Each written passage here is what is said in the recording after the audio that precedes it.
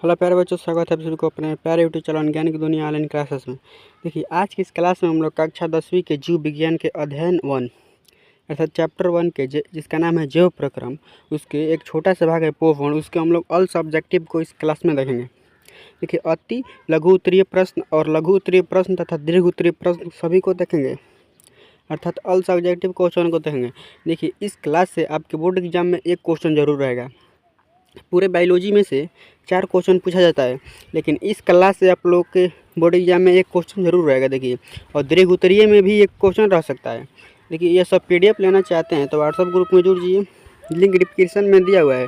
और देखिए, नंबर भी लिख सकते हैं बच्चों आप लोग 880997 90,571 पर आप लोग मैसेज कीजिएगा। इधर से एक लिंक जाएगा और उस पर दबाकर व्हाट्सएप ग्रुप में जुड़ जाएगा, या मैसेज भी कर सकते हैं। जिस भी चैप्टर का PDF चाहिए आप लोग को मिल जाएगा। देखिए, क्लास को शुरू करते हैं बिना टाइम को व्यर्थ जाते हुए। देखिए, और चैनल को सब्सक्राइब कर लीजिए। देखिए, इस चैनल पर आप सभी लोगों को बिहार बोर्ड 2026 एग्जाम की तैयारी बेहतरीन ढंग से कराई जाएगी। चलिए बच्चों, देखिए पहला नंबर क्वेश्चन देखते हैं कि जैव प्रक्रम किसे कहते हैं। देखिए, चैप्टर का ही नाम है जैव प्रक्रम। सबसे पहले यही हम लोग समझते हैं कि जैव प्रक्रम कहते हैं किसके। देखिए, वे सारी क्रियाएं जिनके द्वारा जीवों का अनुसरण होता है, यानी वह सभी क्रियाएं जिनके द्वारा जीवों का अनुसरण होता है उसे हम लोग क्या कहते हैं, तो जैव प्रक्रम कहते हैं। तो इसका परिभाषा है, आप लोग याद रखिएगा, छोटा सा ही परिभाषा है लेकिन सटीक है। देखिए, वे सारी क्रियाएं जिनके द्वारा जीवों का अनुसरण होता है उसे जैव प्रक्रम कहलाती है या कहते हैं। देखिए, दूसरा नंबर क्वेश्चन है कि बहुकोषीय जीवों में ऑक्सीजन की आवश्यकता विसरण द्वारा क्यों नहीं पूरी होती है। देखिए, विसरण द्वारा पेड़ पौधों में ऑक्सीजन कैसे जाता है, तो विसरण द्वारा जाता है।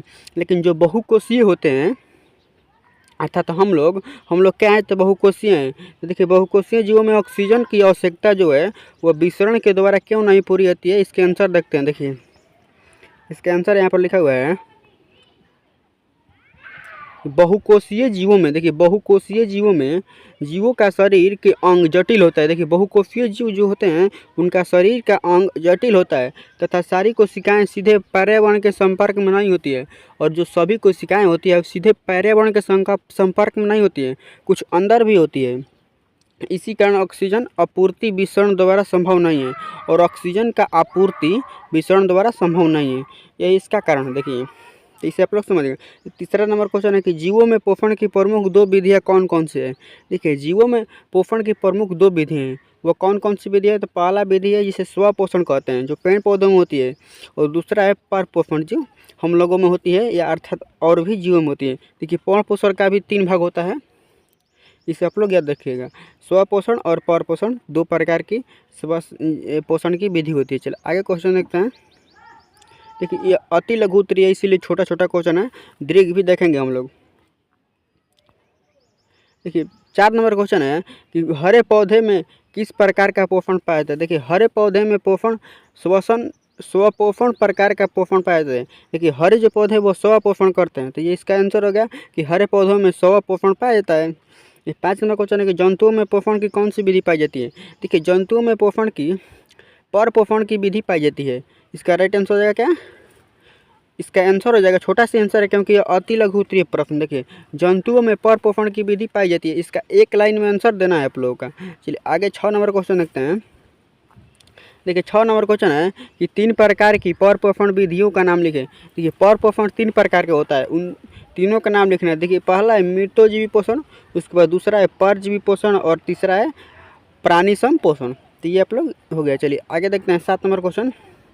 देखिए, 7 नंबर क्वेश्चन है कि संपूर्ण प्रकाश संश्लेषण की प्रक्रिया का रासायनिक समीकरण लिखें। देखिए, जो प्रकाश संश्लेषण होता है संपूर्ण विधि के, तो उसमें एक समीकरण बनता है, उसी को लिखना है। देखिए, पहले क्या है, तो 6CO2 अर्थात कार्बन डाइऑक्साइड पेड़ लेते हैं, उसके बाद क्या लेते हैं, तो H2O, जड़ से क्या लेते हैं, तो जल लेते हैं, उसके बाद क्या लेते हैं, तो सूर्य के प्रकाश लेते हैं, और क्लोरोफिल उनमें उपस्थित ही रहता है। तो ये इतना जो चीज़ है वो लोग ग्रहण करते हैं। देखिए, O2 लेते हैं वायुमंडल से, और H2O लेते हैं जड़ से लेते हैं, और सूर्य के प्रकाश लेते हैं सूर्य से, और क्लोरोफिल उनके पत्तियों में उपस्थित होता है। ये 4 चीज़ उनको बाहर से लेना पड़ता है, और एक यही 3 चीज़ बाहर से लेना पड़ता है, और एक चीज़ उनमें उपस्थित होता है। ये 4 चीज़ का उपयोग करते हैं, और उसके बाद क्या करते हैं, देखिए C6H12 और O6 ग्लूकोज का निर्माण करते हैं और फिर क्या करते हैं तो ऑक्सीजन को छोड़ते हैं, ऑक्सीजन भी छोड़ते हैं और उसके बाद ऑक्सीजन के साथ साथ जल भी बाहर निकलता है तो H2O भी छोड़ते हैं।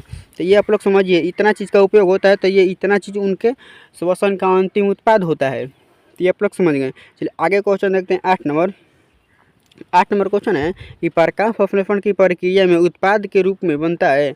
देखिए, प्रकाश संश्लेषण की प्रक्रिया में उत्पाद के रूप में ऑक्सीजन बनता है, ऑक्सीजन ही निकलता है और ग्लूकोज जो बनता है वो अपने उपयोग ही कर लेते हैं। चलिए आगे क्वेश्चन है 9 नंबर। देखिए 9 नंबर क्वेश्चन है कि प्रकाश संश्लेषण की प्रक्रिया हरित लवक या क्लोरोप्लास्ट में ही क्यों होती है। देखिए, जो प्रकाश संश्लेषण की प्रक्रिया होती है वो क्लोरोप्लास्ट में ही होती है। देखिए, क्योंकि क्लोरोप्लास्ट में ही क्लोरोफिल वर्णक पाए जाते हैं। प्रकाश संश्लेषण किसके कारण होती है तो क्लोरोफिल के ही कारण होती है और क्लोरोफिल जो है वो क्लोरोप्लास्ट में पाया जाता है। इसीलिए प्रकाश संश्लेषण केवल क्लोरोप्लास्ट में ही होता है और कहीं भी नहीं होता है। ये सब समझिए आप लोग। देखिए आगे देखते हैं। देखिए 10 नंबर क्वेश्चन है कि प्रकाश संश्लेषण की प्रक्रिया के लिए किन किन पदार्थों की आवश्यकता होती है। देखिए, प्रकाश संश्लेषण की प्रक्रिया के लिए क्लोरोफिल की आवश्यकता होती है, कार्बन डाइऑक्साइड की आवश्यकता होती है, उसके बाद जल की आवश्यकता होती है, उसके बाद सूर्य की प्रकाश की आवश्यकता होती है। ये 4 चीज़ की आवश्यकता होती है। चलिए आगे क्वेश्चन देखते हैं। 11 नंबर क्वेश्चन है प्रकाश संश्लेषण की प्रक्रिया के लिए पौधे CO2 कहाँ से प्राप्त करते हैं तो वायुमंडल से प्राप्त करते हैं। देखिए, प्रकाश संश्लेषण की प्रक्रिया में पौधे को CO2 वायुमंडल से पत्तियों भीतर कोशिकाओं से विसरण द्वारा पहुंचता है। देखिए, प्रकाश संश्लेषण की प्रक्रिया में जो पौधे के पत्तियाँ होते हैं वह विसरण प्रक्रिया के द्वारा CO2 अर्थात कार्बन डाइऑक्साइड को वायुमंडल से ग्रहण करते हैं। तो ये आप लोग 11 नंबर क्वेश्चन को समझेंगे। चलिए आगे क्वेश्चन देखते हैं। ठीक, 12 नंबर क्वेश्चन है कि कवक एवं जीवाणुओं में प्रकाश संश्लेषण की प्रक्रिया क्यों नहीं होती है। देखिए, जो कवक होते हैं और जीवाणु होते हैं वो भी एक कोशिकीय ही होते हैं, लेकिन देखिए उनमें प्रकाश संश्लेषण की क्रिया क्यों नहीं होती। देखिए, क्योंकि सूक्ष्म जीवों में जो घुलित कार्बन पदार्थ के रूप में भोजन अवशोषित करते हैं वो क्या करते हैं, कार्बन को ही खाते हैं। तो ये आप लोग समझेंगे। चलिए आगे क्वेश्चन देखते हैं। 13 नंबर क्वेश्चन है कि पोषण के दृष्टिकोण से अमीबा तथा पैरामीशियम किस प्रकार के जंतु हैं, यानी वो किस प्रकार के पोषण करते हैं, यही आप लोग को बताना है। देखिए, पोषण के दृष्टिकोण से अमीबा तथा पैरामीशियम परजीवी पोषण है, परजीवी पोषण जीव हैं। चलिए ये समझ गए आप लोग। चलिए आगे क्वेश्चन देखते हैं। 14 नंबर क्वेश्चन है कि मनुष्यों का आहार नाल कौन कौन से मुख्य भाग में बटा है। देखिए, जो मनुष्य का आहार नाल है वो उसका मुख्य भाग कौन है। मनुष्यों के आहार नाल का मुख्य भाग कौन सा है। सबसे पहले अमाशय है, उसके बाद क्या है पकवास है जहाँ पर खाना पचता है, उसके बाद पित्ताशय है जहाँ पर पित्त जमा होता है, उसके बाद छोटी आंत है जहाँ पर हम लोग का खाना पचता है, उसके बाद बड़ी आंत जहाँ पर हम लोग का जो मूत्र मल है बाहर निकलता है, उसके बाद आदि में बटा होता है। ये हो गया आहार नल का मुख्य भाग हो गया। चलिए उसके बाद 15 नंबर क्वेश्चन है ग्रास नली में स्थित 2 छिद्रों का नाम लिखें। देखिए, ग्रास नली में 2 छिद्र होते हैं, उनका नाम लिखना है। देखिए, पहला छिद्र का नाम है निगल द्वार और दूसरा छिद्र का नाम है कंठ द्वार। तो ये आप लोग समझेंगे। चलिए आगे क्वेश्चन देखते हैं। देखिए, सभी क्वेश्चन VVI क्वेश्चन है, आप लोग को इसे याद करना बहुत ही जरूरी है। चलिए 16 नंबर क्वेश्चन है कि मनुष्य में पाचन आहार के किस भाग से शुरू होता है। देखिए, जो पाचन वो मुँह से ही शुरू होता है। देखिए, इसको अति लघु उत्तरीय में लिखिएगा तो इस तरह भी लिख सकते हैं कि मनुष्यों में पाचन आहार नाल के मुख्य गुहा से ही शुरू हो जाता है। इसे आप लोग थोड़ा बढ़ाकर लिख लीजिएगा। देखिए, मुख्य गुहा से ही क्या होता है तो पाचन शुरू होता है और मुख्य गुहा में कार्बोहाइड्रेट का पाचन होता है। आगे देखते हैं 17 नंबर क्वेश्चन कि मनुष्यों के आहार नाल के किस भाग में पचे हुए भोजन का अवशोषण होता है। देखिए, पचे हुए भोजन का अवशोषण छोटी आंत में होता है। देखिए, मनुष्य के आहार नल के छोटी आंत में पचे हुए भोजन का अवशोषण होता है, तो छोटी आंत में आप लोग याद रखिएगा। उसके बाद क्लोरोफिल वर्णक कहाँ पाया जाता है। देखिए, पेड़ पौधों में क्लोरोफिल पाया जाता है, लेकिन क्लोरोफिल क्लोरोप्लास्ट में पाया जाता है, पेड़ पौधों के क्लोरोप्लास्ट में पाया जाता है। चलिए आगे क्वेश्चन देखते हैं। आप लोग को समझ में आ रहा है ना, जल्दी से कमेंट में बताइए। तो देखिए, प्रकाश संश्लेषण प्रक्रम द्वारा पौधे क्या निर्माण करते हैं। देखिए, प्रकाश संश्लेषण के प्रक्रम द्वारा पौधे अपना भोजन को बनाते हैं। क्या करता है, अपना भोजन को बनाते हैं। उसके बाद मृत्युजीवी को क्या कहते हैं। देखिए, जो मृत्युजीवी होते हैं, जो मरे हुए सड़े गले चीज़ों को खाते हैं, उसे हम लोग अपघटक कहते हैं। उसे क्या कहते हैं तो अपघटक कहते हैं। उसके बाद है कि किस जीव के शरीर में परजीवी अपना भोजन प्राप्त करते हैं, वे क्या कहलाते हैं। देखिए, किसी जीव के शरीर से अपना भोजन प्राप्त करते हैं उसे हम लोग पोषी कहते हैं। पोषी कहते हैं। चलिए आगे क्वेश्चन देखते हैं। आगे क्वेश्चन है 22 नंबर कि गोबर छत्ता में किस प्रकार का पोषण होता है। देखिए गोबर छत्ता जो होता है वह भी अपना भोजन सड़े गले वस्तुओं से ही प्राप्त करता है, तो वह क्या होता है, तो वह मृतोजीवी होता है। इसके बाद 23 नंबर की पत्तियों में कौन सा अंग CO2 को युक्त वायु का प्रवेश करता है। यह क्लोरोफिल अथवा हरित लवक ही क्या करता है, तो CO2 को ग्रहण करता है। चलिए आगे क्वेश्चन देखते हैं। देखिए आगे क्वेश्चन 24 नंबर के पोषण की दृष्टि से जंतुओं को क्या कहा जाता है। देखिए पोषण के दृष्टि से जंतुओं को स्वपोषी या परपोषी कहा जाता है। ये हो गया स्वपोषी तथा परपोषी कहा जाता है। देखिए 25 नंबर क्वेश्चन है कि अमीबा में भोजन का पाचन कहाँ होता है। देखिए अमीबा अपना भोजन का पाचन रसधानी में ले जाकर करता है, तो अब राजधानी इसका राइट आंसर है। चलिए मनुष्य में पाचन के लिए विशेष अंग कौन क्या कहते हैं। विशेष अंग जो है उसे आहार नाल कहते हैं। यही क्या है, मनुष्य में पाचन के विधि है। आगे क्वेश्चन देखते हैं। देखिए मनुष्य के जीभ के ऊपरी सतह पर पाई जाने वाली संरचना को क्या कहते हैं। देखिए जो मनुष्य का जीव है उसको ऊपरी सतह पर जो संरचना पाई जाती है उसे हम लोग स्वाद कलिकाएँ कहते हैं, स्वाद कलिकाएँ। मुख्य गुहा से भोजन कहाँ पहुँचता है। देखिए मुख्य गुहा से जो भोजन है वह ग्रास नाली में पहुँचता है। तो ये 28 नंबर क्वेश्चन है। चलो 29 नंबर क्वेश्चन है कि ग्रस नाली की दीवार में तरंग की तरह होने वाली सिकुड़न एवं फैलाव को क्या कहते हैं। देखिए जो सिकुड़न और फैलाव होता है उसे हम लोग क्रमकुचन कहते हैं, क्रमकुचन। चलिए इस आगे क्वेश्चन देखते हैं।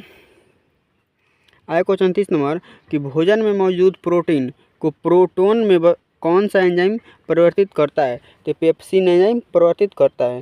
चलिए ये हो गया आप लोगों का सभी, और है ऑब्जेक्टिव नहीं।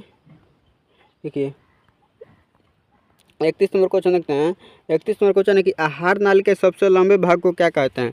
देखिए आहार नाल के सबसे लंबे भाग को बॉडी याद कहते हैं। देखिए शरीर की सबसे बड़ी ग्रंथि कौन सी है, तो यकृत कौन सा है, तो शरीर की सबसे बड़ी ग्रंथि है।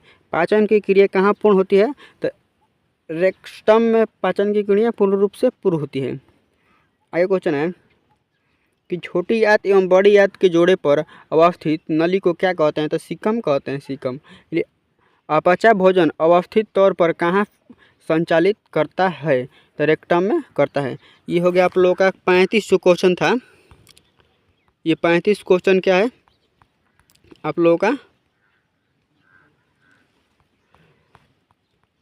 अल दीर्घ उत्तरीय क्वेश्चन है, वो जो हो गया दीर्घ उत्तरीय नहीं अति लघु उत्तरीय था, ये क्वेश्चन हो गया। चलिए इसमें इसी क्लास में हम लोग क्या करते हैं, तो दीर्घ उत्तरीय को भी देख लेते हैं। देखिए यहाँ से दीर्घ उत्तरीय क्वेश्चन शुरू है, दीर्घ उत्तरीय क्वेश्चन को भी देख लेते हैं। देखिए